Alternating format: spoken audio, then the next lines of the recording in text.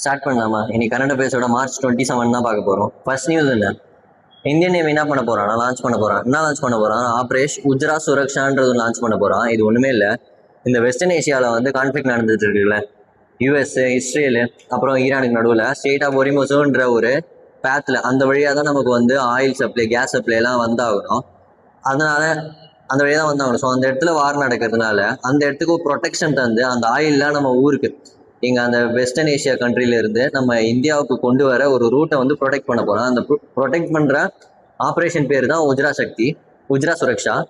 Late மார்ச்ல பண்ண போகிறோம். To safeguard the India's crucial energy shipment passing through the strait of ஒரிமோசோல இருந்து பாஸ் ஆகிறதுல வந்து rising tension and partial disruption in western ஏஷியாவில். ஓகே, இதோட ஆப்ஜெக்டிவ் என்னன்னா protection Indian energy supply, oil, LPG, எல்என்ஜிலாம் வந்து அந்த வழியாக தான் வந்தாகணும், ப்ரொடெக்ட் பண்ண போகிறோம். இதுக்கு யாரெல்லாம் அங்கே டிப்ளை பண்ண போகிறாங்கன்னா 5 வார்ஷிப்பை வந்து அந்த இடத்துல நிறுத்த போகிறான், இன்க்ளூடிங் ஐஎன்எஸ் கொச்சி, ஐஎன்எஸ் சென்னையை வந்து அந்த இடத்துல நிறுத்த போகிறான். தென் இது எந்த மிஷின் கீழே வரும்னா, under the mission multiple ship carrying fuel including LPG carrying transporting about 92,000 டன்னஸை வந்து அந்த சைட்லேருந்து எல்பிஜி வந்து நம்ம ஊர் வழியாக வரப்போகுது. அதை வந்து சேஃப்கார்ட் பண்ணுறதுக்கு உஜ்ரா சுரக்ஷான்ற ஒரு ஆப்ரேஷன் பண்ண போகிறோம். அது 5 வார்ஷிப்பையும் ஐஎன்எஸ் கொச்சி, ஐஎன்எஸ் சென்னையும் வந்து நிறுத்த போகிறோம். நெக்ஸ்ட் நியூஸ் என்ன? ராம்குமார் முகோபதையை வந்து என்ன வின் பண்ணுறாருன்னா சரஸ்வதி சம்மான்ற ஒரு அவார்ட் வின் பண்ணுறாங்க. எதுக்காகனா அவரோட புக்கு, அவரோட ஒர்க்கரானா ஹரா பரபித் காத்தான்ற ஒரு புக்குக்காக ராம்குமார் முகோபதியான்றவர் வந்து சரஸ்வதி சம்மான்ற அவார்டு வாங்கியிருக்காரு. 35th எடிஷனாக சரஸ்வதி சம்மான் அவார்டு நடந்திருக்கு. அதில் வந்து ராம்குமார் முகோபதியா வந்து அவார்டு வாங்கியிருக்காரு. இவர் வந்து ஒரு பெங்காலை சேர்ந்தவர். ஆஃப்டர் 22 இயர்ஸ் கேப்க்கு அப்புறம் வாங்கியிருக்காரு. தென் யார் இன்ஸ்டியூட் யார் வந்து கொடுக்கறதுனா கேகே பிர்லா ஃபவுண்டேஷன் தான் வந்து இந்த அவார்டை கொடுக்குறாங்க. ப்ரைஸ் பண்ணி நான் 15 lakh, ஒரு சைட்டேஷனு, ஒரு பிளேக்கும் கொடுப்பாங்க. தென் எலிஜிபிலிட்டி என்னன்னா ஒர்க்ஸ் பப்ளிஷ் லாஸ்ட் 10 yearsக்குள்ள அவங்களோட ஒர்க் வந்து பப்ளிஷ் ஆயிருக்கணும் அப்படின்னு சொல்றாங்க. மொத்தமாக வந்து 22 languageக்கு கவர் பண்ண போகுது அந்த புக் அப்படின்ற மாதிரி சொல்றாங்க. ஃபர்ஸ்ட் வின்னர் இந்த சரஸ்வதி சம்மான் அவார்டோட ஃபர்ஸ்ட் வின்னர் யாருன்னா அவினாஷ் ராய் பச்சன், 1991 வாங்கியிருக்காரு. தென் ஜோனாகிரி கோல்ட் ப்ராஜெக்ட், இது ஒண்ணுமே இல்லை, லொக்கேட்டட் இன் கர்னூல் டிஸ்ட்ரிக்ட் எங்க இருக்கு? ஆந்திர பிரதேஷ்ல இருக்கு. Is set to become the India's first large scale private sector gold mine. First private sector gold mine எங்க வர போகுதுன்னா ஜோனாகிரி கோல்ட் ப்ராஜெக்ட். இது எங்கன்னா கர்னூல், ஆந்திர பிரதேஷ்ல இருக்கு. Kurnool district of Andhra Pradesh. இந்த ப்ராஜெக்ட் வந்து பேர் என்ன? Jonnagiri gold project. இது யாரு டெவலப் பண்றதுன்னா ஜியோமைசூர் சர்வீஸ் இந்தியன் லிமிடெட் தான் வந்து ஜிஎம்எஸ்ஐ வந்து இதை வந்து டெவலப் பண்ண போறான். இது யார் பேக் பண்ணதுன்னா டெக்கான் கோல்ட் மைன்ஸ் தான் பேக் பண்ண கம்பெனி இது. இது எப்போ ப்ரொடியூஸ் பண்ணது? ப்ரொடக்ஷன் ஸ்டார்ட் வந்து ஏப்ரல்லேருந்து ஸ்டார்ட் ஆக போகுது. சிக்னிஃபிகன்ஸ் என்னன்னா India's first scale private gold mine, since இண்டிபெண்டன்ஸ்க்கு அப்புறம் இருக்க பிரைவேட் கோல்ட் மைன் இதுதான் அப்படின்ற மாதிரி சொல்றாங்க. இம்பாக்ட் என்ன இம்பாக்ட் பண்ண போறோம்? 1 ton to the Indian gold ப்ரொடக்ஷன்ல வந்து இது இன்க்ரீஸ் பண்ண போகுது அப்படின்ற மாதிரி சொல்லியிருக்காங்க. ப்ரொடக்ஷன் வந்து 1.5 ton per year, இம்போர்ட் வந்து 1000 tons per year அப்படின்ற மாதிரி சொல்லியிருக்காங்க கரண்ட் சினாரியோ. இந்த நெக்ஸ்ட் நியூஸ், ஐசிஆர் இருக்கான்ல, Indian council of agriculture research, அவனுக்கு பேக்கடு இந்தியன் அக்ரிகல்ச்சர் ரிசர்ச் இன்ஸ்டியூட் இருக்கான்ல, ஐஏஆர்ஐ, அவன் எங்க இருக்கான்னா அதோட இன்னொரு பேர் என்னன்னா Pusa institute. Has made history debut கொடுத்துருக்கான். ஃபர்ஸ்ட் எதுக்குள்ள வந்திருக்கான்னா QS வேர்ல்ட் யூனிவர்சிட்டி ரேங்கிங்குள்ள டெபியூ ஃபர்ஸ்ட் அந்த ரேங்கிங்குள்ள வந்திருக்கான் 2026. பொசிஷன் என்னன்னா 150 to 200. அக்ரிகல்ச்சர் அண்ட் ஃபாரஸ்ட்ரிக்காக வந்து ஐஏஆர்ஐ வந்து டெபியூ இன் QS வேர்ல்ட் ரேங்கிங்ல டெபியூ கொடுத்துருக்கான். அச்சீவ்மெண்ட் என்னன்னா first ever QS ranking historic debut கொடுத்துருக்கான். In BHU Kharagpur university of டெல்லியும் கொடுத்துருக்காங்கன்னு சொல்றாங்க. குளோபல் டாப் இயர் டோட்டலாக வந்து வெயிங் யூனிவர்சிட்டி அண்ட் ரிசர்ச், நெதர்லாண்ட் இருக்க வெயிங் யூனிவர்சிட்டி அண்ட் ரிசர்ச் தான் வந்து டாப்ல இருக்கான். நம்ம ஊர்ல இருந்து யாருன்னா ICR, Indian agriculture research institute. ஐசிஆரோட ஐஏஆர்ஐ வந்து 151லேருந்து 200க்குள்ள வந்திருக்கான். தென் நேஷனலா நம்மளோட நேஷனல் ரேங்க் நம்பர் 1 என்ன? NIRF national institute of research ஃப்ரேம்ஒர்க்ல வந்து கடைசி 3 வருஷமா இவன் வந்து அவார்டு வாங்கியிருக்கான். எப்போ எஸ்டாப்ளிஷ் ஆயிருக்கான்னா 1905ல் பூசா பீகார்ல, அப்புறம் டெல்லிக்கு ஷிஃப்ட் ஆயிருக்கான் 1936ல். கான்ட்ரிபியூஷன் என்ன? Major role in Indian green ரெவல்யூஷன்ல வந்து இந்த ஐஏஆர்ஐ வந்து மேஜர் கான்ட்ரிபியூஷன் பண்ணியிருக்கான் அப்படின்ற மாதிரி சொல்லியிருக்காங்க. தென் பால்டேந்தர் ஷா இருக்கார்ல, Balendra Shah is popularly known as Balen. இவர் வந்து 47th பிரைம் மினிஸ்டர் ஆஃப் நேபாளோட 47th பிரைம் மினிஸ்டர் அப்பாயிண்ட் ஆகிறாரு. யாருன்னா பால்டேந்தர் ஷா. இவருக்கு 35 youngest prime minister in Nepal. இவர் வந்து ஆர்எஸ்பி பார்ட்டி, ராஷ்ட்ரிய சர்வஸ்ரா பார்ட்டிக்கு வந்து அப்பாயிண்ட் ஆயிருக்காரு. தென் ஹிஸ்ட்ரி என்னன்னா, இவரோட ஃபர்ஸ்ட் மதேசி பிஎம், மதேசி கம்யூனிட்டியை சேர்ந்த ஃபர்ஸ்ட் பிரைம் மினிஸ்டர் இவர் தான். தென் இதை யாரை வந்து டிஃபீட் பண்ணினா பிஎம் சர்மா ஒலியை வந்து டிஃபீட் பண்ணி பால்டேந்தர் ஷா வந்து பிரைம் மினிஸ்டர் அப்பாயிண்ட் ஆயிருப்பாரு. எந்த நேபாள் பத்தி பார்ப்போமா? அதோட கேபிட்டல் என்ன? காட்மாண்டு. கரன்சி வந்து நேபாளியன் ரூபி. பிரசிடென்ட் வந்து ராம் சரண் போல்தல். அப்ப பிரைம் மினிஸ்டர் வந்து Balendra Shah. NHB national housing bank இருக்கான்ல, அவன் என்ன லான்ச் பண்றான்னா, லான்ச் த குர்சுகம் போர்ட்டல்னு ஒன்று லான்ச் பண்றான். எதுக்காகனா, to simplify the home loan. Home லோன்லாம் வந்து இந்த டிஃபென்ஸ் ஸ்டாஃபுக்கு, பார்லிமெண்ட்ரி அண்ட் கவர்மெண்ட் பர்சனல்ஸ்லாம் இருக்காங்கல்ல, அவங்களுக்கு வந்து ஹவுஸ் லோன் வந்து கரெக்டாக போய் சேரணும், அவங்களுக்கு வந்து ஹவுஸ் லோன் போடணுன்றதுக்காக குரு சுகம் போர்ட்டல்னு ஒன்று ரிலீஸ் பண்ணுறான். இது யார் வந்து லான்ச் பண்ணுறதுன்னா, நேஷனல் ஹவுசிங் பேங்க் தான் லான்ச் பண்ணுறான். டார்கெட் யூசர் யார்? Defence, parliamentary, government employee. Purpose என்னன்னா, simplify the digital home loan அசஸை வந்து டிஜிட்டலைஸாக மாற்றணும் அப்படின்றதுக்காக கொண்டு வந்தது தான் வந்து குரு சுகம் portal. Then about national housing bank பற்றி பார்ப்போமா? இது எப்போ எஸ்டாப்ளிஷ் ஆச்சுன்னா 1988ல். அந்த நேஷனல் ஹவுசிங் பேங்க் 1987 கீழே வரும். இவன் வந்து முன்னாடி ஆர்பிஐயோட சப்சிடரியாக இருந்தான். அப்புறம் ஆர்பிஐ சப்சிடரியிலேருந்து வெளில தூக்கிட்டாங்க. அதுக்கப்புறம் என்ன ஆச்சுன்னா, இவன் வந்து கவர்மெண்ட் ஆஃப் இந்தியாவை வந்து ஓனர்ஷிப் எடுத்துக்கிறான் ஃபுல்லாக. எப்போனா 2019ல். தென் நேஷனல் கமிஷன் ஃபார் உமன் இருக்காங்கல்ல, NCW யாரு கூட கொலாபரேட் பண்ண போறான்னா, ட்ரூ காலர் கூட கொலாபரேட் பண்ண போறான். எதுக்குன்னா, to launch national wide digital safety awareness வந்து இனிஷியேட்டிவ் பண்ண போறான். எதுக்காகனா, enhance woman digital safety awareness, woman digital safety வந்து இன்க்ரீஸ் பண்றதுக்காக நேஷனல் கமிஷன் ஃபார் உமனும் ட்ரூ காலரும் சேர்ந்து இந்த ஒரு இனிஷியேட்டிவ் பண்ண போறாங்க. டூல் கிட் எந்த டூல் வழியானா, ட்ரூ சைபர் சக்தின்ற ஒரு டூல் கிட் வழியா தான். லான்ச்சிங் வேணி எங்க? சுஷ்மா ஸ்வராஜ் பவன் எங்க இருக்கு? நியூ டெல்லியில தான் லான்ச் பண்ண போறான். லீட் பை யார் வந்து இந்த நேஷனல் கமிஷன் ஃபார் உமனை வந்து லீட் பண்றது? அதோட சேர்மன் யாருன்னா விஜய் கிஷோர் ரகதார்.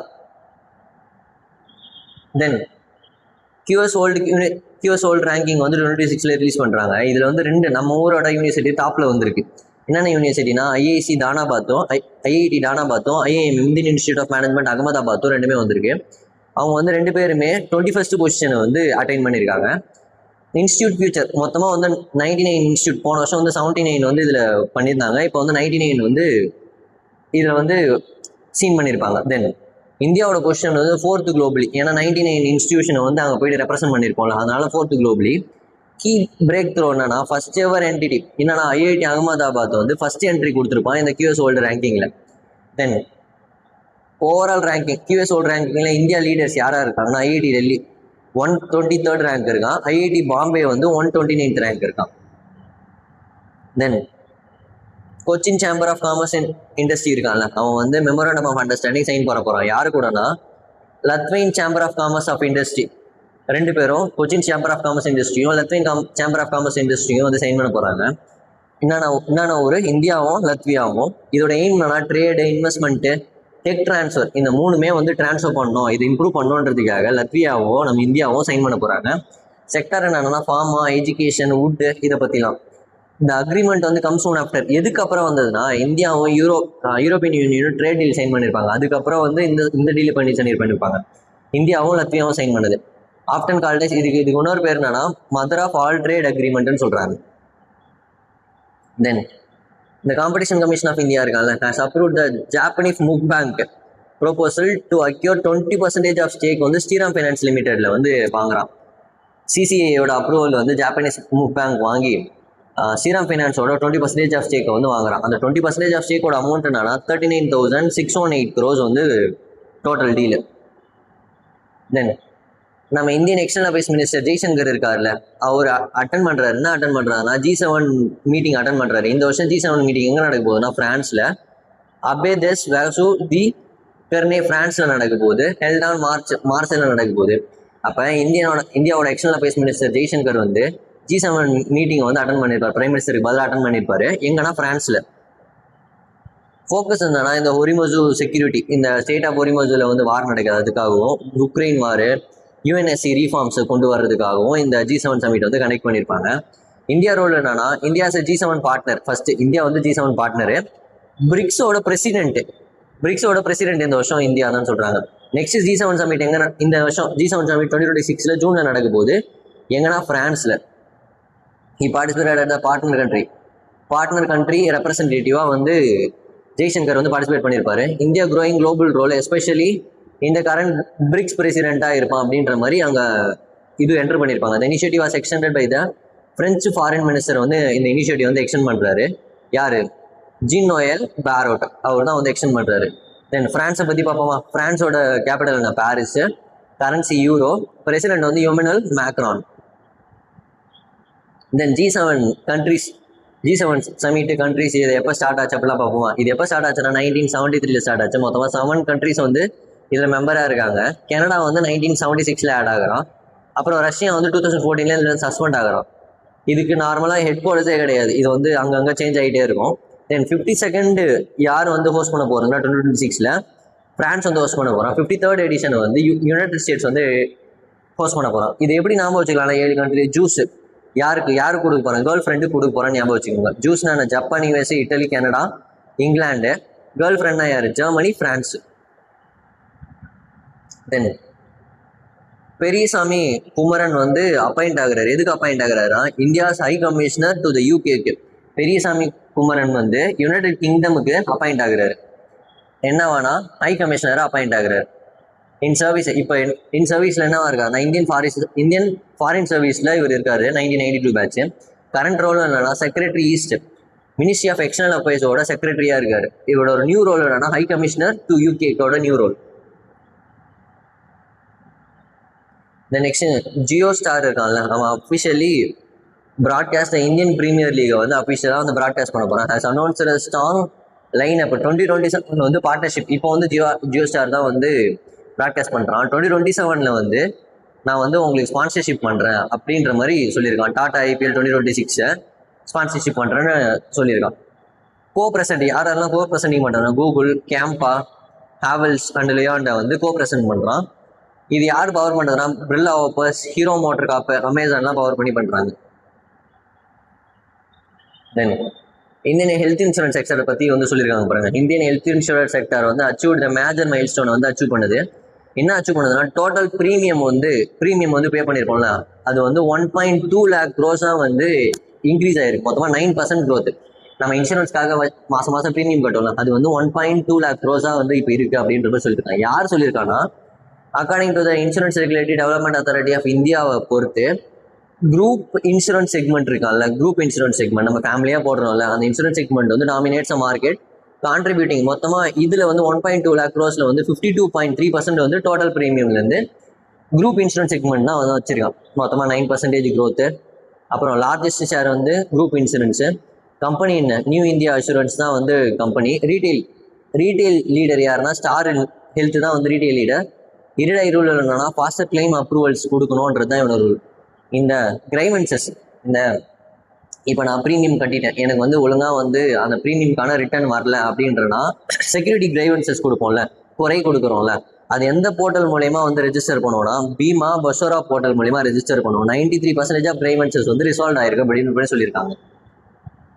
தென் கேரோலினா மரின்றவங்க வந்து ஒலிம்பிக் அத்லீட்டர், வேர்ல்டு பேட்மிண்டன் சாம்பியன், வந்து ஸ்பெயினோட பேட்மிண்டன் சாம்பியன். அவங்க வந்து ரிட்டைர்மெண்ட் வந்து அனௌன்ஸ் பண்ணியிருப்பாங்க ப்ரொஃபஷனல் பேட்மிண்டன்லேருந்து. அவங்க வந்து 2016 ரியா ஒலிம்பிக்ஸில் வந்து PV சிந்துவை டிஃபீட் பண்ணி ஒலிம்பிக் கோல்டு மெடல் வந்து வாங்கியிருப்பாங்க. இவங்க வந்து first non Asian to win the Olympic gold medal badminton சிங்கிள்ஸில் வாங்கியிருப்பாங்க.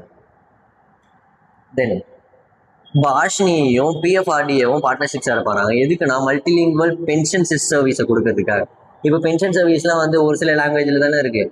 இப்போ வந்து மல்டிலிங்குவல்னா டோட்டலாக பாஷ்னியில் வந்து 22 லாங்குவேஜ் வந்து சப்போர்ட் பண்ணுவாங்க. அந்த 22 லாங்குவேஜுக்கும் வந்து பென்ஷனை வந்து சர்வீஸை வந்து ப்ரொவைட் பண்ணுறதுக்கு அப்படின்ற மாதிரி 2 பேரும் வந்து ஜாயின் ஆயிருப்பாங்க. யாருன்னா டிஜிட்டல் இந்தியாவோட பாஷ்னி டிவிஷனும் pension fund regulatory and development authority of PFRDAவும் சைன் பண்ணியிருப்பாங்க, MOU சைன் பண்ணியிருப்பாங்க டு என்ஹான்ஸ் மல்டிலிங்குவல் அசஸ் இந்த பென்ஷன் சர்வீஸ்க்காக. தென் கொலாபரேஷன் டைஸ் யாருன்னா பாஷினி ஃபார் சேவா சச்லான். இதோட டைட்டில் என்ன? கொலாபரேஷன் டைட்டில்னா பாஷ்னி ஃபார் சேவா சச்லான். இந்த பார்ட் ஆஃப் பாஷ்னி ஷயோகி ப்ரோக்ராமுக்கு கீழே வந்து பாஷ்னி ஃபார் சேவா சச்சன்ல ஒரு ப்ரோக்ராம் நடக்குது. Aim to integrate AI founder translation, voice technology multilingual interface to the pension platform மொத்தமாக 22 லாங்குவேஜ். எதுக்காகனா ஏஐ டிரான்ஸ்லேட் வாய்ஸ் டெக்கு கோல் என்னன்னா இன்க்ளூசிவ் பென்ஷன் அசஸ்க்காக.